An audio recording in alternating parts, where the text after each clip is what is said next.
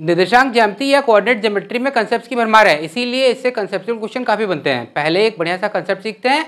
अगर कोई लाइन बिंदु P और Q से होकर जा रही है और दोनों बिंदुओं के कोऑर्डिनेट्स पता है, P का x1 y1 और Q का x2 y2, तो उस लाइन का स्लोप या रेखा की प्रवणता या ढलान होती है y2 - y1 बटे x2 - x1।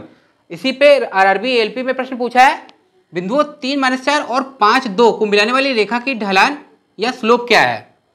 तो क्योंकि यहाँ पे देखिए y2 2 है और y1 -4, तो हो जाएगा y2 - y1 2 माइनस का 4 बटे x2 5 है और x1 3 है, तो x2 - x1 5 -3, तो ये हो जाएगा बराबर 2 माइनस का 4 है, 2 + 4 हो जाएगा बटे 5 - 3 2 या बराबर 6 बटे 2 बराबर 3, और ऑप्शन नंबर सी 3 इसका राइट आंसर हो जाएगा। RRB RPF में आया हुआ प्रश्न देखिए, यदि एक समभुज त्रिभुज या इक्विलेटरल ट्रायंगल की आर्म या भुजा 6√3 सेंटीमीटर है तो इसकी ऊंचाई या हाइट क्या होगी। हम लोग जानते हैं कि इक्विलेटरल ट्रायंगल या समबाहु त्रिभुज की तीनों भुजाएं बराबर होती है। यहाँ हमने a मानी है तो उसकी हाइट का फॉर्मूला होता है √3/2 × a।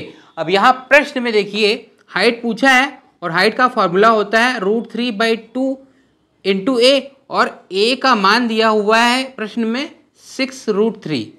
अब देखिए 2 तिहाई 6 होता है और √3 × √3 बराबर 3 होता है, तो ये हो जाएगा 3 × 3 बराबर 9, और ऑप्शन नंबर ए इसका राइट आंसर हो जाएगा। यूपी कांस्टेबल में आया मेंसुरेशन क्षेत्रमिति का ये सवाल समझिए, किसी वृत्त के व्यास को दुगना किया गया, उसका क्षेत्रफल कितना बढ़ जाएगा। The diameter of circle is doubled by how much the area increased. किसी वृत्त या सर्किल का डायमीटर या व्यास उसकी रेडियस या त्रिज्या का हमेशा दुगना होता है, मगर जब क्षेत्रफल की बात करते हैं तो क्षेत्रफल बराबर होता है πr² या πd²/4, और पाई की वैल्यू हमेशा कांस्टेंट या नियत होती है। इसका मतलब एरिया हमेशा अनुपात में होगा डायमीटर के स्क्वायर या व्यास के स्क्वायर के, और इसी तरीके से रेडियस के स्क्वायर या त्रिज्या के स्क्वायर के। तो जब रेडियस या त्रिज्या को दुगना किया जाएगा या फिर डायमीटर या व्यास को दुगना किया जाएगा तो एरिया 2 का स्क्वायर मतलब 4 गुना बढ़ जाएगा, और ऑप्शन नंबर बी इसका राइट आंसर हो जाएगा। SSC CGL 2023 प्री एग्जाम के इस क्वेश्चन में cos 2 थीटा की फॉर्मूला वाली टिकड़ी काम आ जाएगी। प्रश्न देखिए, simplify the following expression sin theta - 2 sin cube theta upon 2 cos cube theta minus cos theta. cos 2 theta का फॉर्मूला याद है ना, 2 cos स्क्वायर थीटा -1 भी होता है, 1 - 2 sin स्क्वायर थीटा भी होता है, और cos square theta - sin square theta भी होता है। इसमें से ये दो एक्सप्रेशन काम आ जाएंगे। प्रश्न में देखिए, अगर न्यूमरेटर या अंश से sin थीटा कॉमन लेते हैं तो देखिए 1 - 2 sin स्क्वायर थीटा बच रहा है। इसी तरीके से हर या डिनोमिनेटर से cos थीटा कॉमन ले रहे हैं तो 2 cos स्क्वायर थीटा -1 बच रहा है।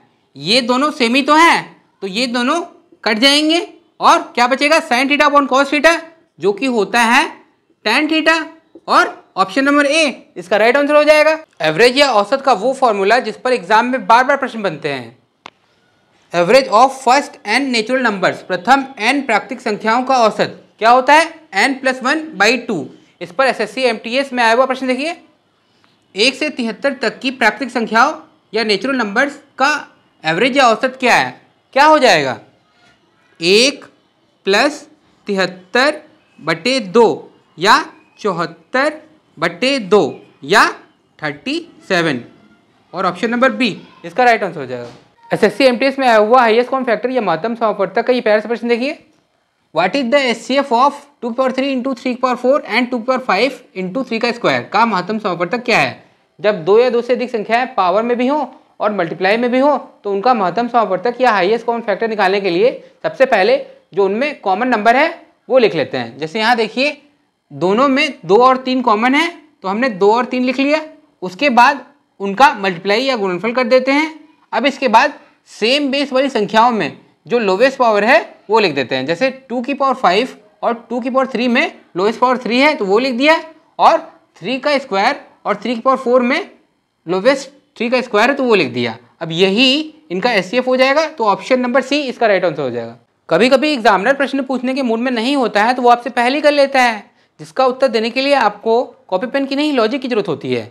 SSC CHSL 2022 प्री में आया हुआ ये प्रश्न देखिए, 1088 वास्तविक संख्याओं या रियल नंबर का औसत या एवरेज 0 या 0 है, उनमें से अधिकतम या मैक्सिमम कितनी निगेटिव या नकारात्मक हो सकती हैं। मान लीजिए आपके पास ढेर सारी संख्याएं हैं या नंबर हैं जिनका एवरेज या औसत 0 है, तो इसका मतलब यही तो हुआ कि उनका योग या सम भी 0 होगा। अब मान लीजिए आपने उसमें पूरी की पूरी 1088 निगेटिव या नकारात्मक मान ली हैं, तो उनका सम भी निगेटिव ही होगा या नकारात्मक ही होगा। मगर आपने अगर 1087 मानी निगेटिव या नकारात्मक, तो एक संख्या काफ़ी है जो उनके सम को न्यूट्रल कर सकती है। तो 1087 संख्या अधिकतम हो सकती है। एसएससी जीडी 2023 में आया हुआ रेशियो एंड प्रोपोर्शन अनुपात एवं समानुपात का ये शानदार प्रश्न देखिए। If 5x match to Y ratio x match to Y equal to 9:17 then 9x upon 13y equal to question mark. फटाफट बनाने के लिए डायरेक्टली बाहर बाहर वाले टर्म्स का मल्टीप्लाई या गुणा करके अंदर अंदर वाले टर्म्स के मल्टीप्लाई या गुणनफल के इक्वल कर दीजिए। तो देखिए 17 का 5x से मल्टीप्लाई होगा तो 85x आएगा, 17 का -2y से गुणा होगा तो 34y आएगा इक्वल टू 9 का इससे गुणा होगा तो 9x और 9 का -2y से गुणा होगा तो -18y। अब y एक तरफ x एक तरफ, तो देखिए 85 में से 9 माइनस हो जाएगा तो 76x इक्वल टू ये माइनस का 34 इधर जाएगा तो प्लस हो जाएगा तो 34 - 18 या 16y।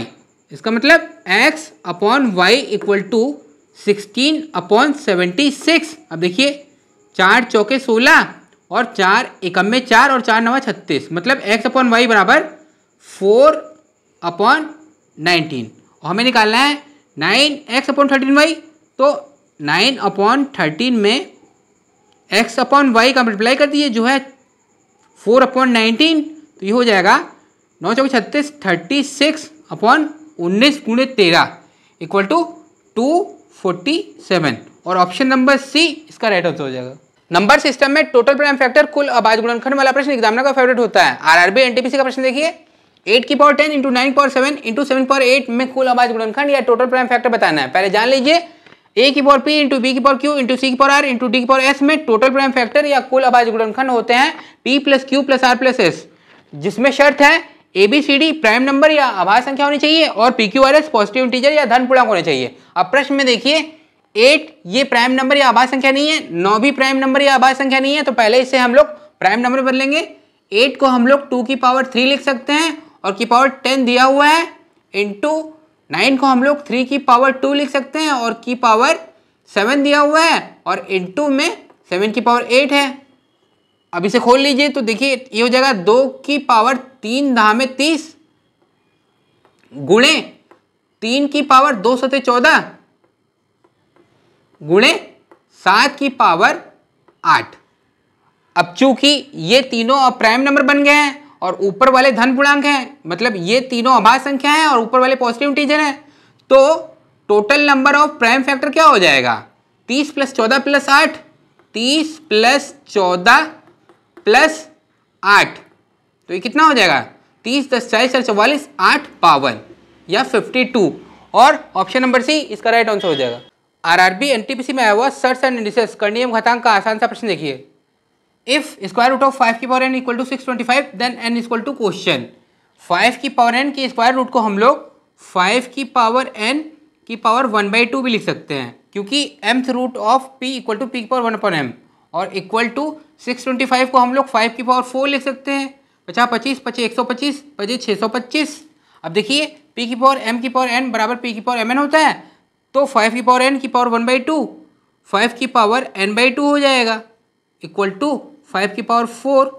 अब देखिए चूंकि बेस बराबर है तो घातें भी बराबर हो जाएंगी, तो n/2 इक्वल टू 4, तो n बराबर 4 × 2 बराबर 8 और ऑप्शन नंबर सी इसका राइट आंसर हो जाएगा।